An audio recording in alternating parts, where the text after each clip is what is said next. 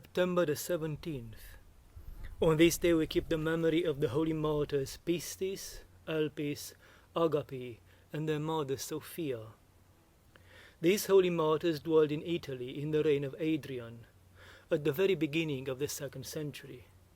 They came of a rich and devout family, and their mother Sofia brought them up in faith, hope, and charity, the names that she had given them.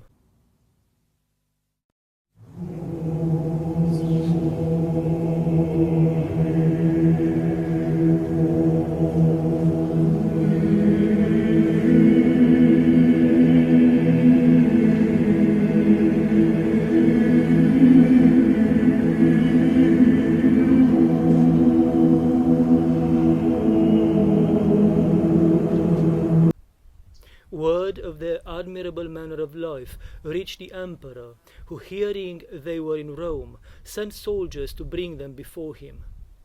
Considering their tender ages, he was amazed at how steadfast in the faith Sophia's daughters were, and thinking it was only by supporting one another that they were able to hold their own against him, he put them to the question separately.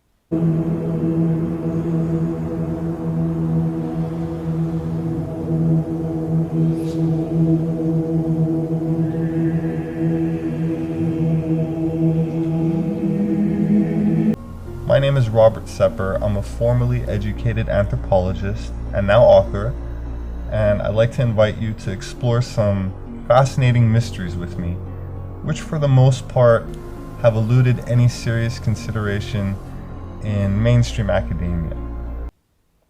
Pistis, who was 12 years old, was brought in first. She boldly dismissed the tyrant's flatteries and deprecated his shameless deeds and vain plots against the Christians. The infuriated emperor had her stripped, mercilessly beaten, and her breasts torn off, whence milk, not blood, flowed forth. The other tortures she endured were to no avail.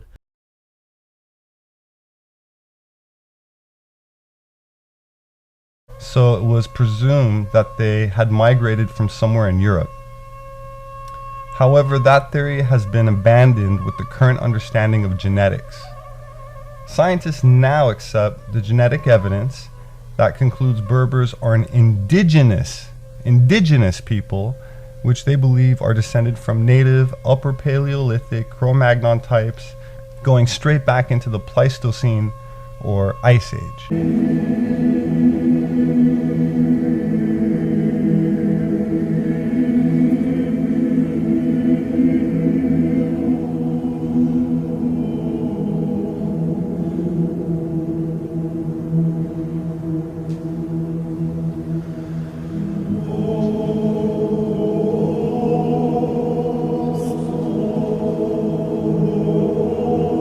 For she was protected by the power of God.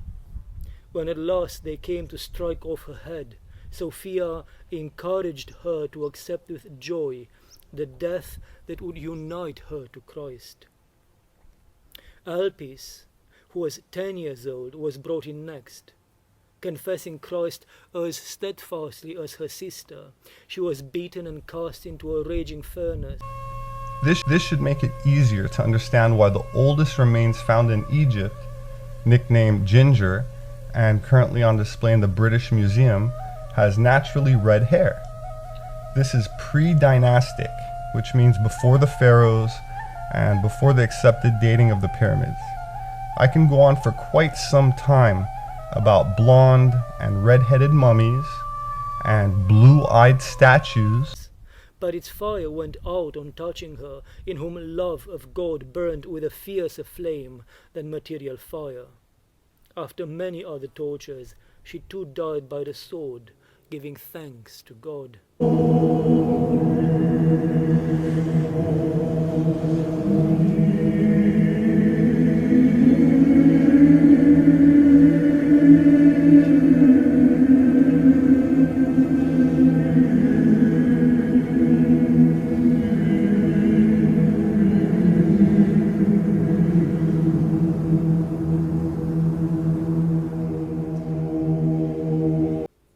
Agape The third of the sisters was then summoned before the emperor, whom anger had maddened. She was only 9 years old, but of the same steadfast mind as her sisters. But I'll save that for a future video on ancient Egypt. For now, let us turn to another population native to an island off of the African coast who also left mummies and pyramids. The Guanches were very tall, powerfully built, blonde and red-haired indigenous natives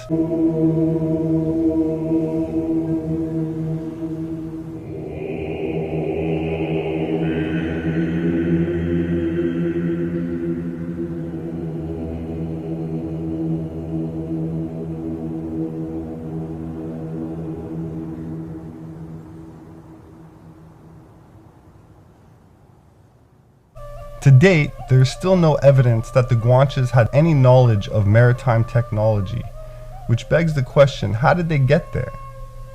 This isolation allowed the Guanche to maintain a racial exclusivity until the time of the Spanish conquest.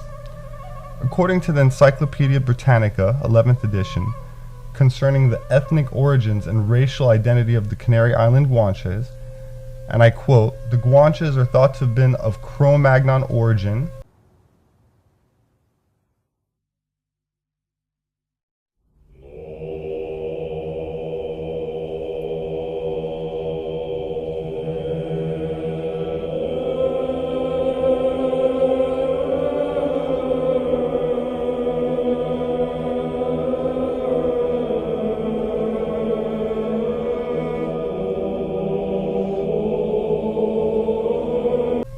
with blue or gray eyes and blondish hair."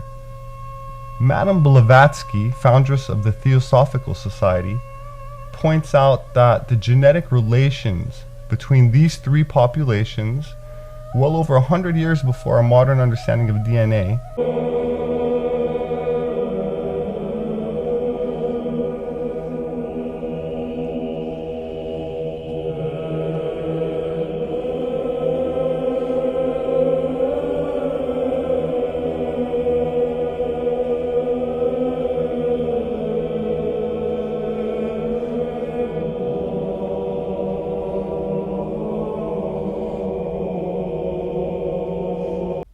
She was hung on a gallows and chained so tightly that her limbs were broken by the bonds. She was then thrown into a furnace from which she was delivered by an angel, and finally she was also beheaded. Sophia rejoiced in spirit to see her daughters so gloriously making their way to the abodes of the righteous.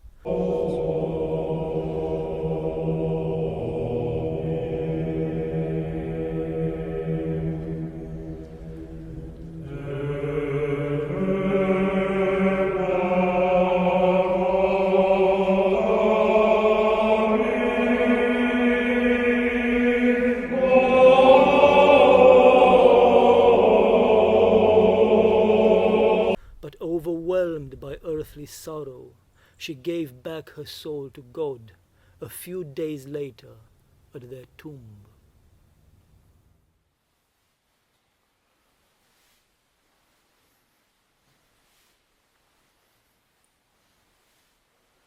Blessed is our God always, now and forever, to the ages of ages.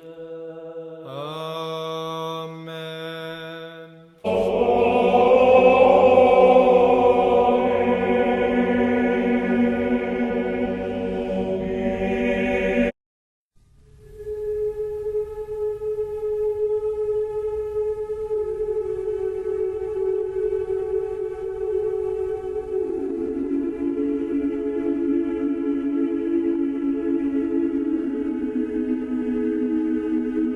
Glory to thee, O God, glory to thee. O heavenly King, the Comforter, the Spirit of truth, who art in all places and fillest all things, treasury of good things and giver of life, come and dwell in us and cleanse us from every impurity and save our souls, O good one.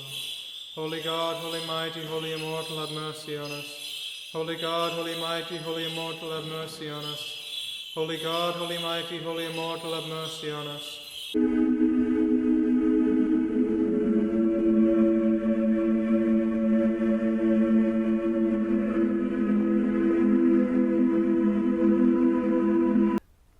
On this day we keep the memory of the holy martyrs Pistis, Elpis, Agape, and their mother Sofia.